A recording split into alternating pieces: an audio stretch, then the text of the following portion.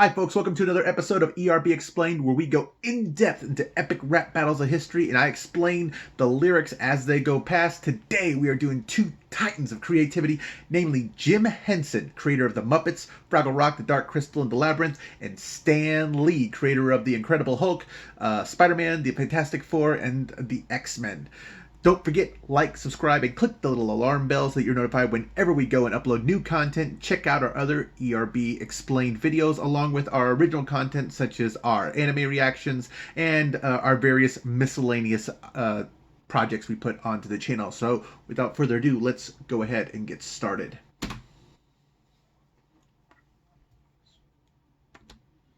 Hold on one second.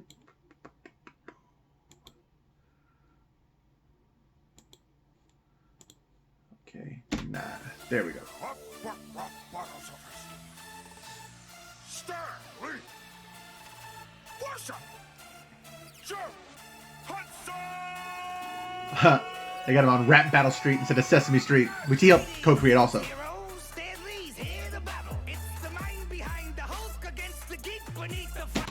Okay, so Stanley always liked to go and start off with Hi Heroes or Greetings Heroes or something along that line whenever he would write in Stan's Soapbox, which was his monthly little newsletter in the back of Marvel comic books. And he said it a lot in public speeches and appearances and such like that. And so, obviously, like I said, Jim Henson was behind the Fraggles, and Stan Lee here went and helped create the Incredible Hulk. I'm just your friendly neighborhood writer man with a secret identity of a super MC. So he's kind of flipping it on his head because Secret Neighborhood Writer Man is obviously a reference to Friendly Neighborhood Writer Man is obviously a reference to Friendly Neighborhood Spider-Man, but in this case it's his normal, whereas that's Peter Parker's superhero identity. That is his normal identity, and his secret identity is as he said, a super MC. Whose raps are as dark as my shade? You squealing like. So Stan Lee was very famous for always having dark sunglasses on. Obviously, he didn't have them on all the time, but a lot of times when you see video or pictures of Stan Lee, he's got dark glasses on. And right there, he's got his little Beaker impersonation going on there. Beaker's always one of my favorites. You're in trouble now, Jimmy. You dirty old hippie. Your beard needs a little bit of snicked. I like the snicked because a lot of people miss the fact that snicked is the sound that Wolverine's claws make whenever they come out. If you ever read the comic books, the sound when he goes and deploys, when he pops his claws, is always snicked. So. Heck, that face on your neck ain't sexy. You one pot Sweetums, the other pot Skeksis. Sweetums is the really tall, hairy ogre, and that you've probably seen on The Muppets. And Skeksis are the ugly bird things from The Dark Crystal. So.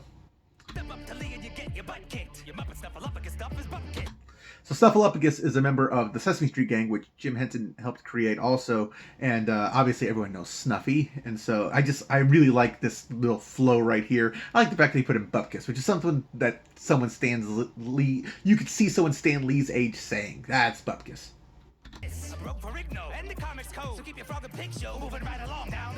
You know, okay, so the Ferrigno line I don't get. I've looked and looked and looked. I can't find anything where something happened with Ferrigno in relation to Stan Lee or Marvel or the Hulk or anything else like that. Now, the Comics Code one is really interesting, though, because the Comic Code ones in I believe it was 71. I believe it was May through July of 1971. Marvel Comics went and published issues of Spider-Man without approval of the Comic Code Authority, which just wasn't done. Generally, if you put out a comic that wasn't approved by the Comic Code Authority, it wouldn't get approved.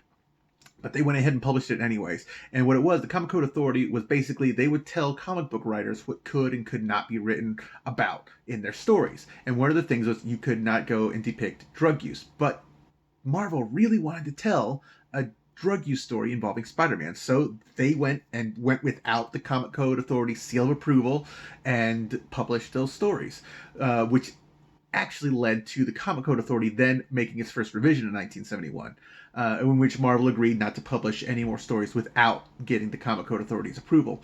Then you fast forward, and in, I think it was 2004, Marvel completely split from the Comic Code Authority, after, and they'd already done several revisions and such, but they still basically said, we can go, this is what you can publish, what you can't.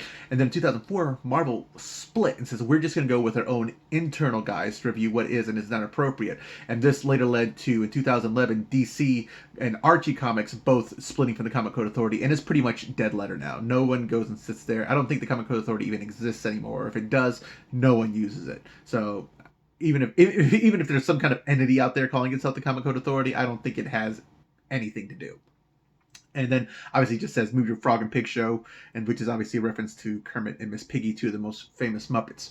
I'm glad you got that out. That anger can clutter your mind. But you're a creative man, Stanley. Yeah. So let's just leave it behind. Because I can sense your tension. Once the verbal fencing starts commencing, there is no defense against the dents Jim Henson is dispensing.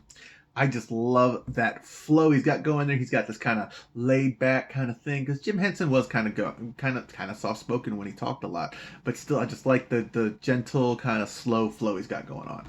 And I'll clench all your strings like you're a puppet in suspension. That's obviously a reference to the Jim Henson's puppeteering, which he became famous for through the Muppets and, like we said, Dark Crystal and everything else.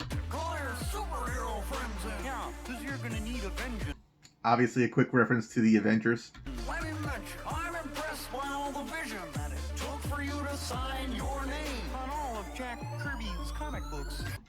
So this is a really hard-hitting line, because for literally decades, and when I say decades, I mean since the 1960s, there have been fights about who created the Fantastic Four, who created Spider-Man, who created, all these various entities.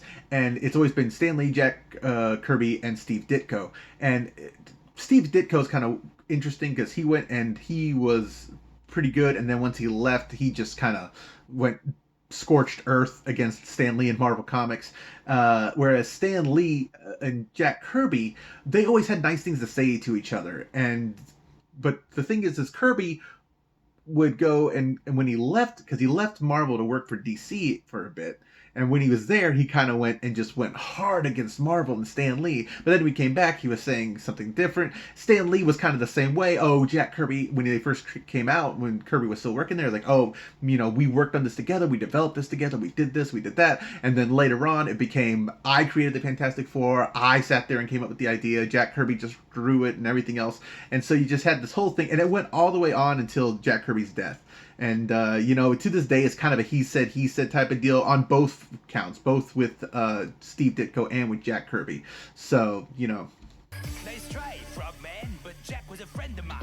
Jack Kirby was a friend of Stan Lee's, at least early on.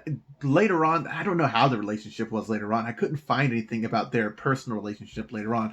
But a lot of it leads to them to Jack Kirby still having sour feelings, feeling he didn't get enough credit for what he felt was his creations and such like that. Although nowadays, when you look at the Fantastic Four, you sit there and you see that it was credited as created by Stan Lee and Jack Kirby.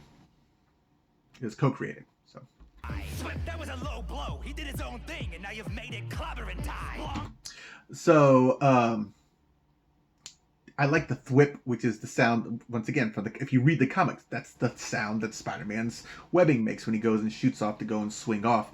He did his own thing, which is a reference to Fantastic Four, which is what Jack Kirby and Stan Lee were always fighting over. And then, let's rewind that for a bit. Swift, that was a low blow. He did his own thing, and now you've made it clobbering time. So you had the clobbering time reference, which was, once again, he had mentioned the Thing, which was the Fantastic Four, which is Jack Kirby's thing, and then clobbering time was, it's clobbering time, was always the Thing's catchphrase before he went to a fight. And then you got the, of course, comic book, the old style comic book graphics and everything up. So, and I like the fact that he brings up little Muppet Stan Lee, the fight against Jim Henson and Kermit. I don't even know if this is the quite right camera angle. Sorry, guys. I went and I had an issue with the camera. I had to restart. Let me see. Where did I leave off at? He just had the splonk on the page. That's right. Children too did his own thing, and now you've made it clobbering. There we go. Oh, you taught children to count and spell. Then you taught your own kids how to drop your wife harder than you flopped on SNL. Okay, so right there. So so by the time all of Jim Henson's kids were born, he went, and in 1986 he divorced his wife. Although, from what I understand, is that he went and it was an amicable breakup, and then he was on SNL in its inaugural season, and his first season he had a series of skits and a little bit in the second season. But the fact is, the writers didn't like writing for Henson's characters. One of the writers, I think it was I think it was Donahue was his last name, went and said that he did not want to write for Felt. So, because Henson wanted to do something that wasn't kiddie and everything else like that, but ended up SNL just wasn't a fit for him what they were trying to do. So, I'm telling you, Henson, you wouldn't like me when I'm angry. I'm a marvel of a party pooper. I like that Marvel. You know, he's at Marvel, obviously. Yeah, Marvel Comics, which is Stan Lee. So. I'll snap your turtleneck like a doozer stick and put you out to pasture like Mr. Hooper. So doozer sticks, for those of you who don't know, were the little building blocks that they used in Fraggle Rock, and I don't remember. I think the Fraggles also ate them.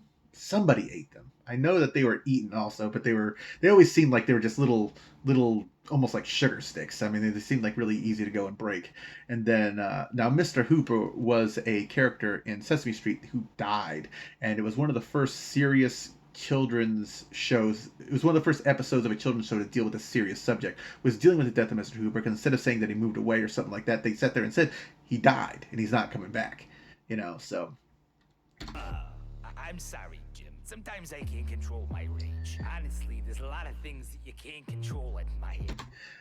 First of all, did you see Jim Henson's face when he mentioned that? The little cutscene, it was kind of funny. But and then obviously a knock at Stan Lee's age, because he was an old guy when he died. He was in his 90s somewhere. But the truth is, I miss you. You were gone too soon. You were like watching a beautiful sunset. So Jim Henson, for those of you who aren't aware, died at the age of 53. He died from toxic shock, which is basically him. He went and he had a type of bacterial pneumonia, and it ended up creating toxins, and he had organ failure, and it killed him relatively quickly. So it was a terrible tragedy. So. Oh, Stan, don't be sad. We all have a time to go. Yeah. Most of the internet thought that you died 12 years ago. Which is hilarious. Obviously, at the time this was recorded, Stan Lee was still alive, and up until the point that Stan Lee finally did die, there was always reports, especially in the early days of the internet, that Stan Lee had passed away when he had become somewhat famous before he started showing up at the MCU. There would always be these hoaxes about Stan Lee dying. So. But the four will always be fantastic. The Hulk will always be Fantastic Four and Incredible Hulk references, obviously. The hearts of heroes are indelible. There is no beef between us. We're two minds of the same kind. And there is no man who could ever muck with what we've left behind. Bring in the running. I like the MIC, and then he says, I just rocked the mic properly, and then KEY, I turned in, obviously spelled Mickey, but still, it's great. A quick X-Men reference there. Juggernaut, who, once he starts moving, cannot be stopped.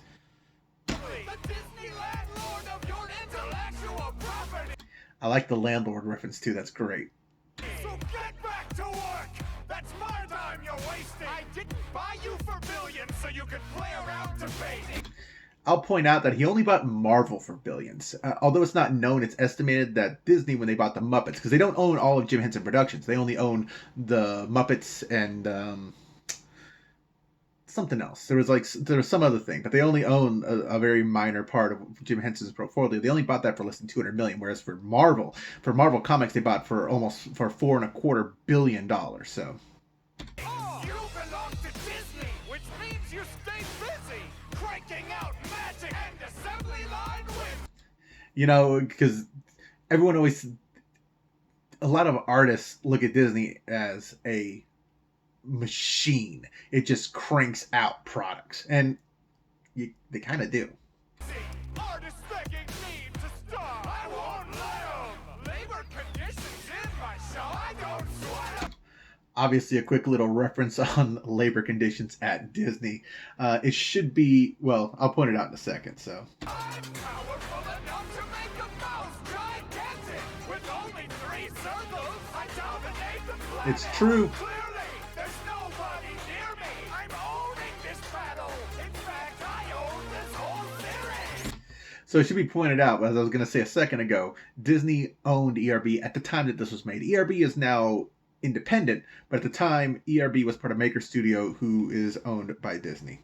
And I think this was actually the last video they made as a subsidiary of Disney. It was kind of a kiss-off letter, you know? So hop on my steamboat, boy, but don't run. A quick reference to Steamboat Willie, the very first Mickey Mouse cartoon. I'll put a smile on your face and green in your pocket.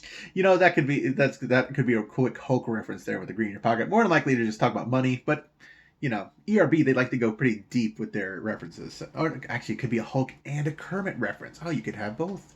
You'll be safe and insured when you're under my employ. Which is actually something that is very important. That's why so many artists, even though they see Disney as this big corporate machine, go to work for Disney. Because one thing about creating things for a living is that you do not have security, and Disney provides that. Now look at it. Gaze upon my empire of joy. So if you look at this, so let's see. Let's go ahead and take. Let's see if I can remember how to do this right. Yes, you can. All right. So we're gonna go through it. All right. So let's see. Here we've got Yoda. So let's see. On the right you have A&E. On the left you have the Disney logo, and then you got let's see. That's Flounder from Little Mermaid. And you got Yoda on the left again, a couple blank ones. Epic Rap Battles of History and Maker Studios on the left. I can't tell who that is right there. Oh, that's another Maker Studios logo right there. There's Donald Duck, Kermit, and Iron Man, and ESPN, and what is that in the corner? That guy's working on something small. Can't tell. ABC, of course. Man. And that, with the red, I'm guessing that little, on the right-hand side, that's probably Ariel, I'm guessing, with the red and green. Although it's hard to tell, you know. And then on the left, that I'm guessing is, oh, there's a, you can see from the corner right there, that is Stitch from Lilo and Stitch. And then you got more Lilo and Stitch on the right-hand side, it looks like. Oh, that's a rose. That's from The Bachelor on ABC. That's what that is. That's not what you call it. That is not Ariel from Little Mermaid. More Lilo and Stitch. Some castle. I think that's from Sleeping Beauty. And then another A&E logo. Oh, and then now they start repeating. So they could only go about 10 things before they start repeating. Yeah. Actually, that could be a rose from The Bachelor, which is, I believe, ABC. Even if it's not ABC, that could also be the rose from Beauty and the Beast. And then, okay. But yeah, so anyways, there you guys go. Epic Rap Battles of History, Stan Lee versus Jim Henson, one of my favorites of all time. Leave a comment below. Let me know what you think of everything that's going on. Also, real quick, allow me to say, hold on one second here.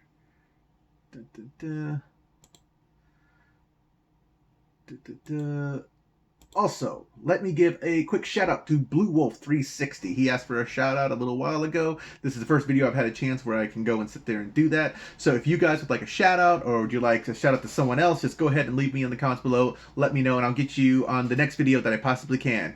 Alright, I hope you guys appreciate it. Once again, I know it gets to be kind of a broken record, but please like and subscribe if you want to see more content, and I will see you guys next time. Thanks a lot.